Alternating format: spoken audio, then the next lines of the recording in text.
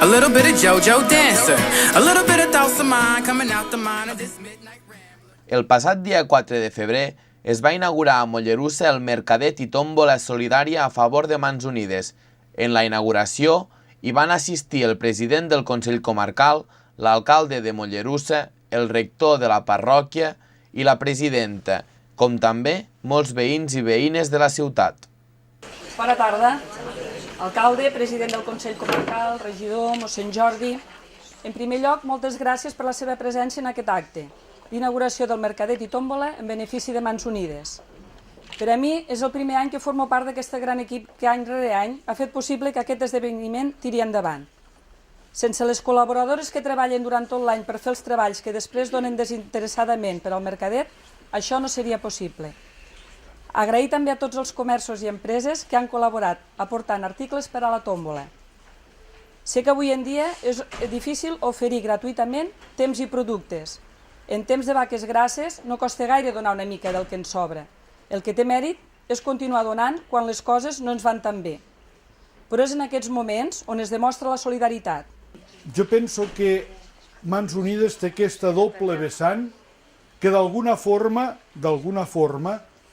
doncs ens fa a tots a ser més solidaris. Per una banda, hi ha uns projectes en països que estan en vies de desenvolupament, en llocs on es necessita una veritable solidaritat i que, per tant, ens dona una mirada més enllà. A vegades, ho dèiem ara, en temps de crisi, poder tenim la mirada curta. La mirada curta és veure només lo nostre. I Mans Unides ens convida a mantenir la mirada més enllà de nosaltres. Perquè si bé a casa nostra hi ha crisi, la nostra crisi, que és dolorosa, en d'altres països viuen en crisi permanent ja fa molt temps. I reclama i demana això la nostra solidaritat. Aquest aspecte és important. Segon aspecte és que aquí creem aquesta mentalitat i aquest esforç per tirar endavant aquests projectes. Es renoven les persones i per tant vull agrair la Tresina i l'equip anterior tot el que ha fet i doncs ara també la Marta i tot l'equip que ara doncs s'ha ajuntat per tirar endavant tot això. És importantíssim, per tant, que des d'aquí anem motivant i siguem motors per tal de crear aquesta consciència social que ens fa eixamplar la nostra mirada vers aquells que més ho necessiten. A nosaltres ens fa solidaris, però a tots aquells als quals ajudem, els ajuda a viure amb més dignitat, que és el que pretenem.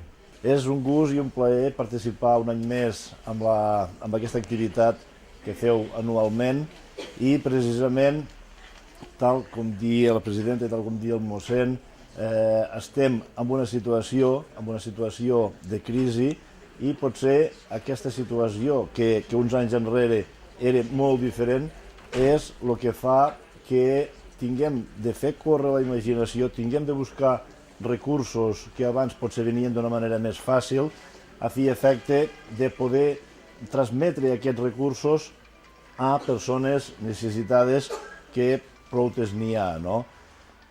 Dóna bo de veure com activitats d'aquestes es van fent anualment i a més també tant Càritas com Mans Unides, associacions humanitàries que estan repartides per pobles de la comarca, com col·laboren quan hi ha campanyes de recollida d'aliments, quan hi ha campanyes tipus marató també, i dóna bo de veure que tot i que la situació és la que és, cada vegada la gent també és més conscient dels problemes que pateixen la gent que tenen al voltant i també la societat també es torna més generosa, no?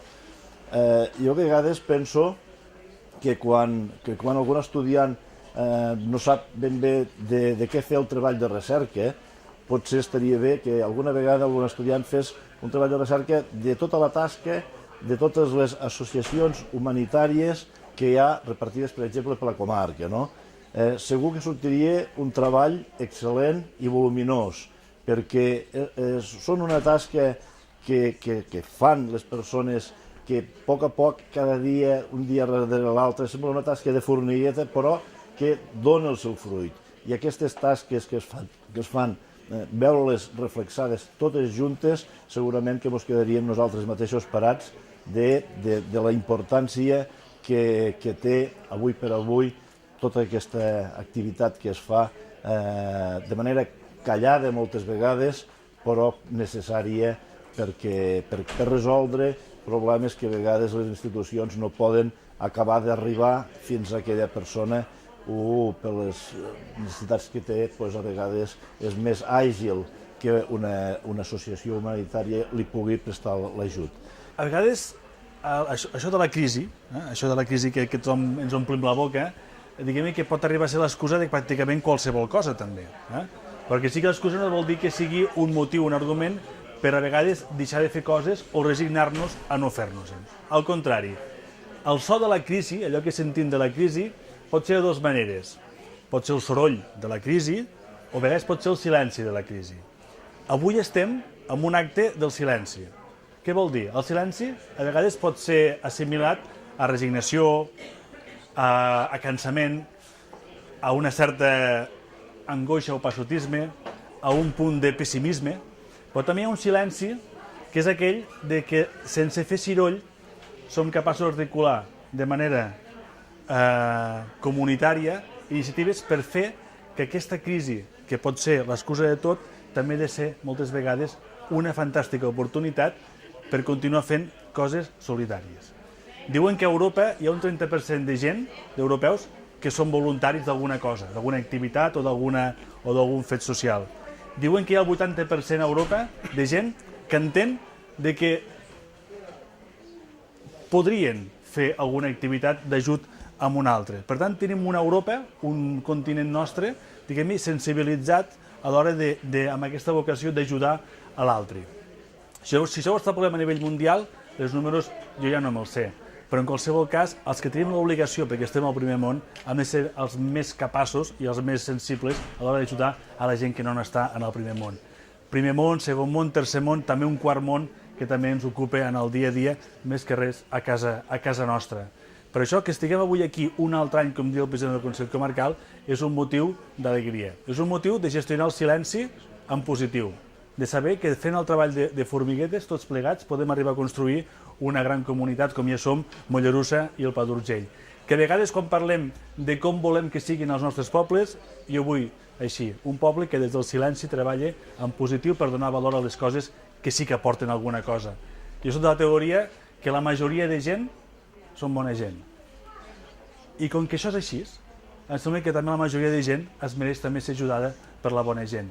Cadascú des de l'òptica que sigui, des del lloc que ocupi o des de la seva situació que bonament pugui. Però com que som una ciutat bona i no tot és dolent, intentem potenciar el bo, que és el majoritari, i fent coses bones acabem sumant projectes i el nostre límit en aquest sentit com a societat i com a persones no existeix. Per tant, jo us felicito que aquest any aquest límit nostre cada vegada es veu superat, que any rere any continuem fent aquest mercadet, que aquests gomets acabaran d'omplir totes les coses que podrem anar venent. Oh, clar, els tinc aquí. No ho sé, però jo veig gomets, això vol dir que quan hi ha gomets vol dir que hi ha coses per posar gomet, que vol dir que les coses s'han de poder comprar, sortejar o fer alguna cosa. Això està bé. I és el millor color, el del gomet, per veure si l'activitat ha anat bé. Però en qualsevol cas, amb més o menys gomets, el sol fet de que pugui haver-hi gomets vol dir que hi haurà l'oportunitat de poder col·laborar de manera voluntària amb aquesta activitat de Mans Unides. Per tant, enhorabona per molts anys i molta sort. Gràcies.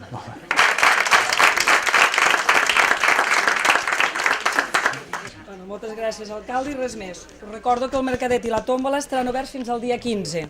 Agraeixo un altre cop la vostra presència en aquesta inauguració. Moltes gràcies.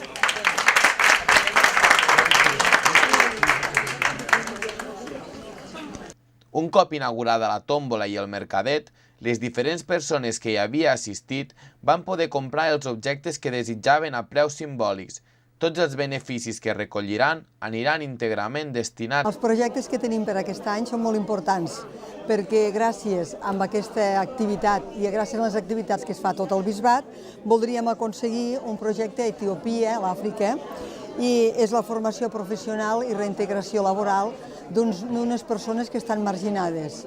Aquestes persones són discapacitades i a causa de les mines antipersona, de malalties que han tingut per falta de sanitat, i això els ha expulsat del món del treball, i gràcies a això podran tornar a tindre una recuperació, una autoestima i podran continuar treballant.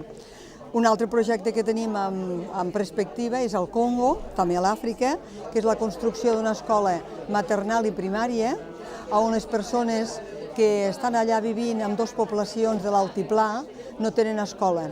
Gràcies a aquesta escola podran anar més de 500 nens a l'escola d'allà i a la mateixa vegada, perquè puguin gaudir més d'aquesta escola, podran fer dos torns, un torn al matí i un torn a la tarda per poder treballar. El mercadet i la tòmbola estaran oberts fins el dia 15 de febrer al Centre Cultural de Mollerussa. Jonathan Niubó, Cúbic TV, Mollerussa. Crashing through the sky, alright. I'm screaming to the stars, collide. I'm telling everybody, that's right. We all got the spark, we all got the